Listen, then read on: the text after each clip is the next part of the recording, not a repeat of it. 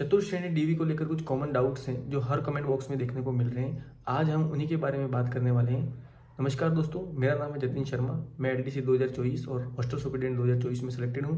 वर्तमान में मैं कनिष्ठ सहायक पद पर शिक्षा विभाग में कार्यरत हूं। आज हम उन्हीं क्वेश्चंस को देखेंगे। सबसे पहला कमेंट है ये कि अटेस्टेशन फॉर्म ऑनलाइन और ऑफलाइन दोनों की कॉपी ले जानी है क्या?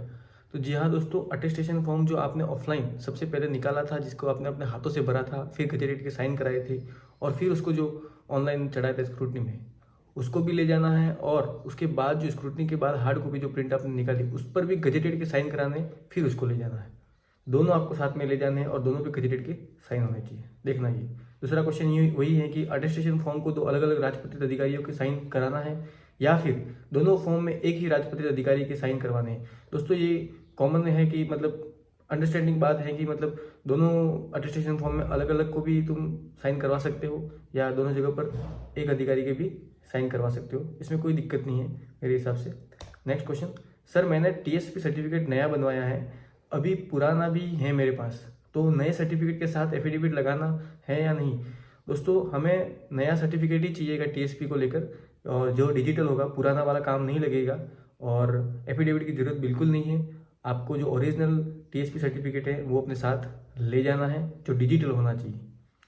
नेक्स्ट, सर मैंने 2021 में 10वीं पास की और तो मेरे पास तो केवल मार्कशीट है, उसके साथ कोई सर्टिफिकेट नहीं है, तो और नहीं स्कूल ने दिया है। देखो ये वो हैं जिनके पहले सर्टिफिकेट और मार्कशीट दोनों अलग अलग आती थी। अब क्या है कि 10वीं की मार्कशीट में ही पीछे सर्टिफिकेट आता है। तो 2021 में अगर आपने पास आउट किया है तो 10वीं की मार्कशीट के साथ ही सर्टिफिकेट है और उसमें कोई सर्टिफिकेट अलग से नहीं मिलेगा। आपको 10वीं की मार्कशीट ले जानी है, उसकी जो पीछे है वही उसका सर्टिफिकेट है। Next, scrutiny form print out पर गजेटेड ऑफिसर के साइन कराना है क्या?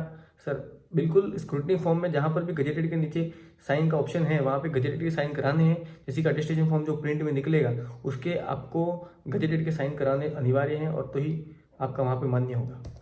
नेक्स्ट, एक बात बताओ कि कोई तब मैंने फॉर्म अप्लाई किया था तब मैं अनमेरिड था और अब मेरी शादी हो गई है, तो मैंने स्क्रूटनी फॉर्म में मेरिट लिखा है, तो क्या डीवी के टाइम में एफिडेविट बनाना पड़ेगा या नहीं? बिल्कुल एफिडेविट बनाना पड़ेगा, क्योंकि तब आप अनमेरिड थे और आप अभी जो मेरिड हो स्क्रूटनी फॉर्म में, तो आपको बताना पड़ेगा कि उस टाइम अनमेरिड थे और अभी इस तारीख को आपकी शादी हुई, तो वो पूरा एक एफिडेविट बनेगा। आपको एफिडेविट लगाना इसके लिए अनिवार्य है। नेक्स्ट क्वेश्चन, भैया स्क्रूटनी फॉर्म से पहले जो अटेस्टेशन फॉर्म बनवाया था वो नहीं ले जाना क्या? नहीं, दोनों साथ में ले जाने हैं। स्क्रूटनी फॉर्म के पहले जो अटेस्टेशन फॉर्म जो ऑनलाइन चढ़ाया था आपने हार्ड कॉपी, जो ऑफलाइन आपने बनवा के गजेटेड के साइन कराए थे, जो स्क्रूटनी फॉर्म में चढ़ाया था उसको भी साथ ले जाना है और जो प्रिंट निकलेगा स्क्रूटनी फॉर्म के साथ उसको भी आपके साथ ले जाना है। भैया मैंने एप्लीकेशन फॉर्म में 10वीं की डिग्री ही लगाई थी, लेकिन स्क्रूटनी में 10वीं 12वीं दोनों लगाई है और कैरेक्टर सर्टिफिकेट भी 12वीं का है। कोई दिक्कत तो नहीं? बिल्कुल कोई दिक्कत नहीं है। अगर आपने 12वीं की लगाई है और 12वीं का कैरेक्टर सर्टिफिकेट भी अगर आपके पास है तो आपको कोई दिक्कत नहीं है। जो आपने लास्ट डिग्री आपकी बताई है, जरूर एप्लीकेशन फॉर्म में गलत लिख दिया है, परंतु स्क्रूटनी में जो लिखा है वही चलेगा, क्योंकि आपने 12वीं पास आउट कर ली है और 12वीं का कैरेक्टर सर्टिफिकेट भी आपके पास है। भैया मैंने स्क्रूटनी फॉर्म में बीए की 3 ईयर की मार्कशीट अपलोड की थी, अब मेरे पास प्रोविजनल डिग्री है, तो क्या वो भी ऑफलाइन डीवी में साथ लेकर जाऊं या नहीं? तो इसको साथ ले जाना चाहिए, क्योंकि जितने डॉक्यूमेंट्स आपके पास हैं जो आप बताना चाहते हो उसको छुपाना नहीं। ज़्यादा से ज़्यादा जो भी डॉक्यूमेंट आपके पास हैं वहाँ पे बताओ, और प्रोविजनल है तो उसको लेके जाओ, आपका फ़ायदा ही है। कोई दिक्कत नहीं है, ले भी जाओ नहीं भी ले जाओ। लास्ट है कि सर जी मेरा 4th ग्रेड का डीवी भरतपुर में 24 मार्च को है और उसी दिन 24 मार्च का मेरा MA final regular 3rd semester भूगोल विषय का एग्जाम है। यदि मैं एमए का एग्जाम छोड़ता हूं तो मेरा पेपर अगले साल या लगेगा, यानी 1 साल खराब होगा। और यदि मैं डीवी छोड़ता हूं तो अनुपस्थित कैंडिडेट के प्रथम चरण के बाद सेकंड मौका और दे दिया जाएगा। क्या सर बाद में डीवी करवाने वालों का रिजल्ट बिल्कुल रोका जाएगा क्या? बिल्कुल रोका नहीं जाएगा।